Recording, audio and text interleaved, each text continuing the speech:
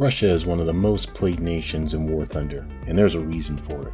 The comprehensive number of vehicles, especially at top tier, make it extremely popular. Russian top tier lineups are really good, but are they too good? Let's explore.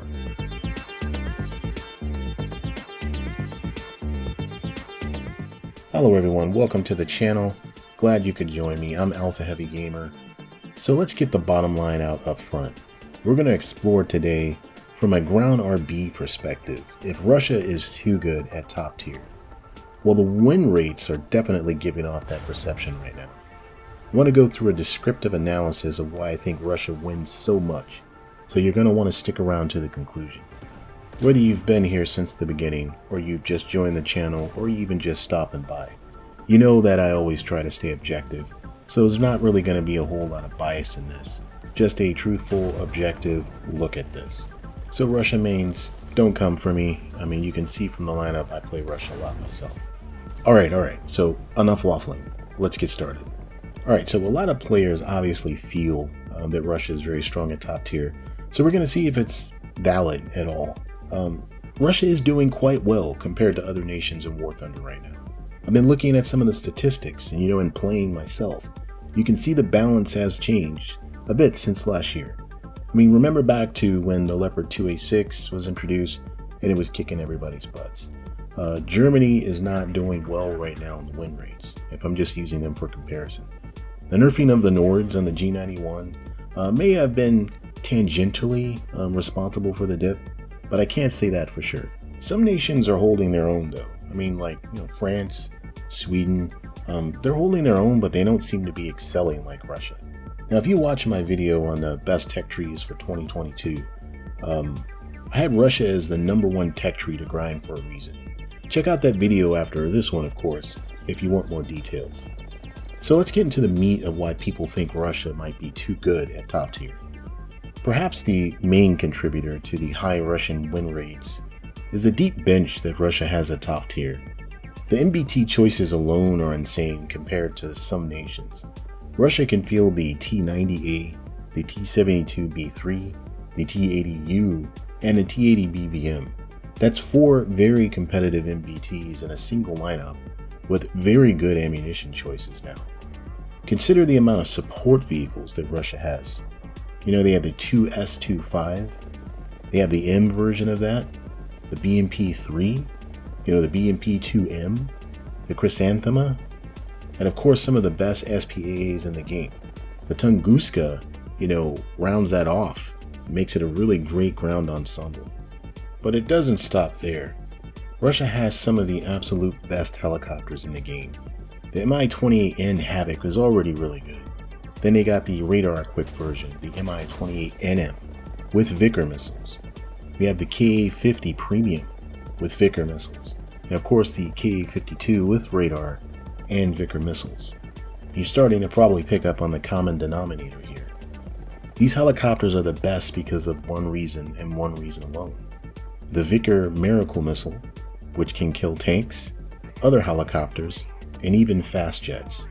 Contrast these helicopters with something like the Apache Longbow, which is intentionally being held back. That's my opinion. But that helicopter has not reached its true full potential, and it probably never will. The Longbow Apache is capable of firing and forget Hellfire missiles, and it still doesn't have them. So when I say that, I'm not being bitter or salty. I mean, I love using the Vickers missiles. It is what it is.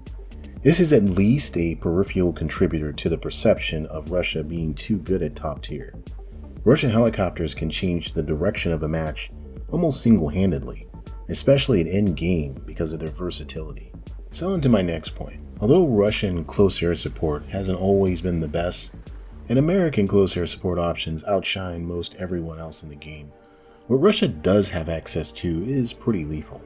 The Su-17, the Su-22, and both MiG-27s are extremely good at what they do, and are actually very effective aircraft when employed correctly. They can protect themselves from enemy air threats while delivering decisive and accurate close air support. Outside of the US, most nations can hold their own in close air support, with some caveats for nations like Italy, Israel, and Japan, which don't have aircraft with precision-guided munitions. The Russian ground component, combined with fixed and rotary wing close air support, make for a versatile, powerful, and resilient top-tier lineup that just keeps coming. For example, I run the KA-52, the Mi-28N, the T-80U, the T-72B3, the T-90A, and the T-80 BBM, and the Tunguska, and the BMP-3, and the MiG-27M. Now, I almost never go through all my tanks in one battle, but this lineup gives me the flexibility to choose the best vehicle for the situation on any given map. So the last contributor that feeds why Russia may be too strong at top tier is the future potential of the line. You know, the upgradability of the line. Russia sees updates almost every patch. It's good now, but a lot of us know that it's only going to get better as more vehicles pour in. And we aren't talking about like useless vehicles. Lots of the vehicles added at top tier are newer than their Western counterparts. For example, the M1A2 was introduced in 1990. That is ancient.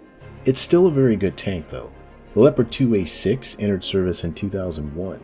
Contrast that with the T-72B3, which entered service in 2014. The Mi-28NM is a 2016 introduction, and the T-80 BBM was introduced into Russian service in 2017. And they still have a lot more that can be added, so Russia's not even at peak performance yet. Alright, so we have the other side of the argument. Of everyone that says, yeah, Russia's not really that great. People just need to learn to get good.